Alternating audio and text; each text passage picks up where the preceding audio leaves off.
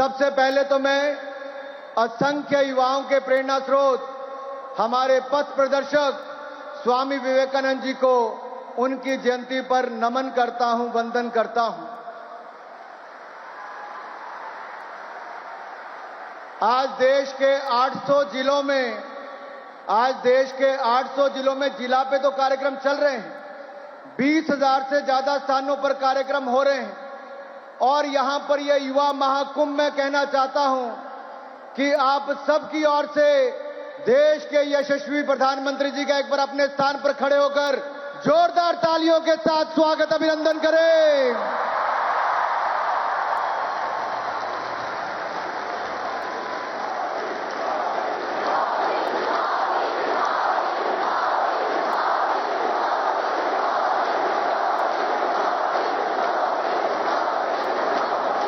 माननीय युवा साथियों, ये मोदी की गूंज आज भारत में नहीं, दुनिया के कोने कोने में है।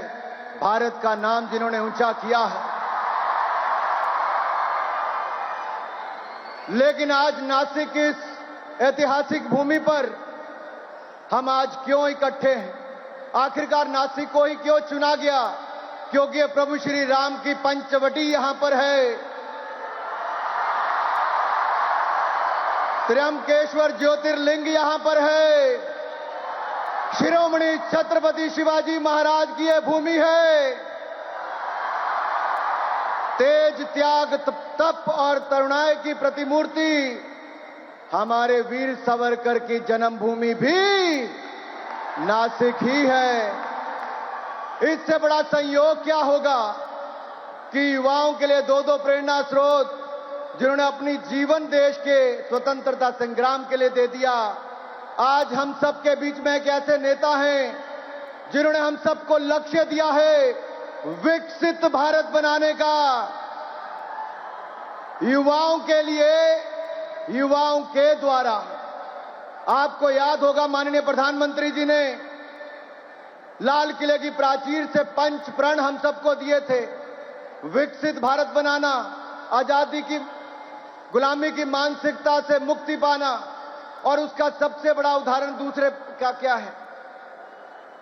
अंग्रेजों के समय राजपथ था, उसको बदलकर कर्तव्य पथ कर दिया। भव्य संसद भवन, नया पार्लियामेंट बनाकर दिया। यशो भूमि को बनाकर दिया। भारत मंडपम बनाया। जहां किंग जॉर्ज पंचम की मूर्ति थी, उसको हटाकर नेताजी सुभाष चंद्र की प्रतिमा को लगाया।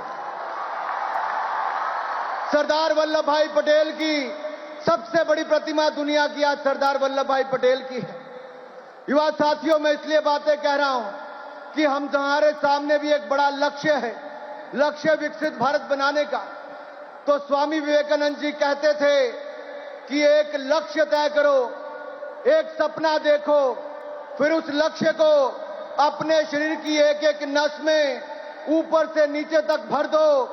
दिन में, रात में, सोते, जागते, खाते, पीते, बस उसी के बारे में सोचो। हर कृत्य उसी तरह करो जो आपके लक्ष्य की तरफ ले जाए। बाकी सारे सपने भूल जाओ। फिर आप देखोगे कि उस महान लक्ष्य को अपने सामने पूरा होते हुए आप देखोगे। मनुष्य के संकल्प से बड़ा कोई लक्ष्य नहीं होता। तो हमें भी एक लक्ष्य दिया माननीय प्रधानमंत्री जी ने, विकसित भारत बनाने का। तो मोदी जी ने जो ये विकसित भारत का लक्ष्य दिया है, राष्ट्र को विकास की ऊंचाइयों पर ले जाने का, खोए हुए वैभव को वापस दिलाने का, भारतवासियों को आत्मविश्वास के चरम शिखर पर ले जाने का।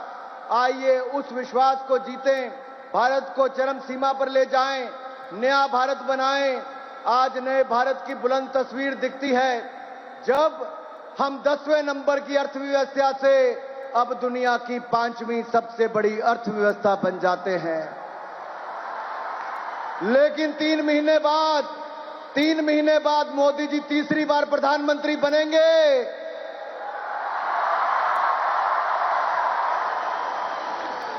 और जब तीसरी बार प्रधानमंत्री बनेंगे तो हम दुनिया की तीसरी सबसे बड़ी अर्थशक्ति बन जाएंगे। और अगले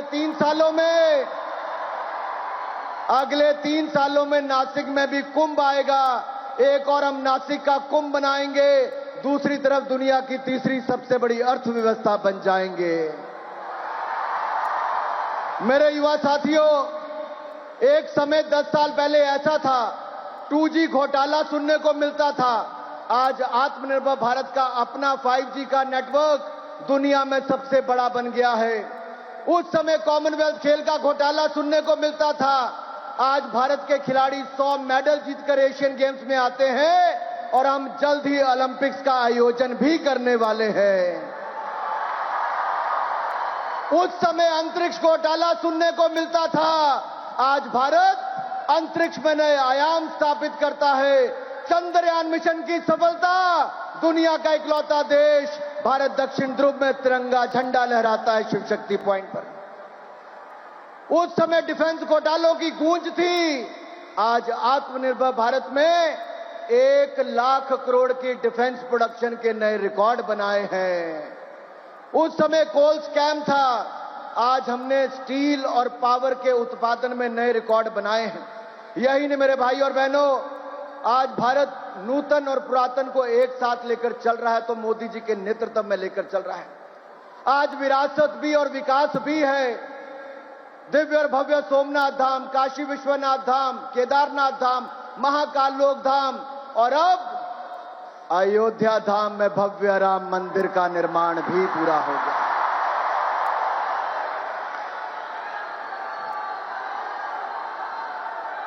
युवा साथियों, स्वामी विवेकानंद जी ने कहा था कि स्वस्थ शरीर में ही स्वस्थ मस्तिष्क निवास करता है।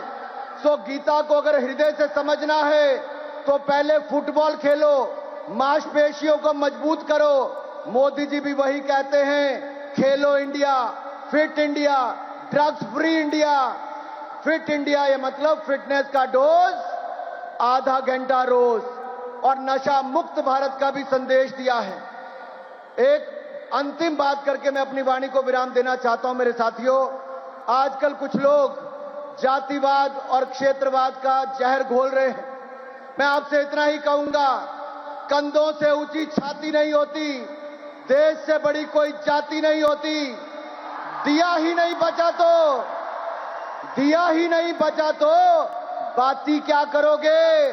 देश ही नहीं बचा तो जाति क्या करोगे?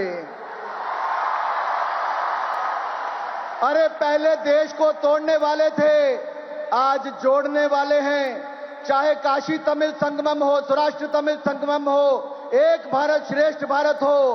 पहले तोड़ने की संस्कृति थी, आज जोड़ने की संस्कृति है।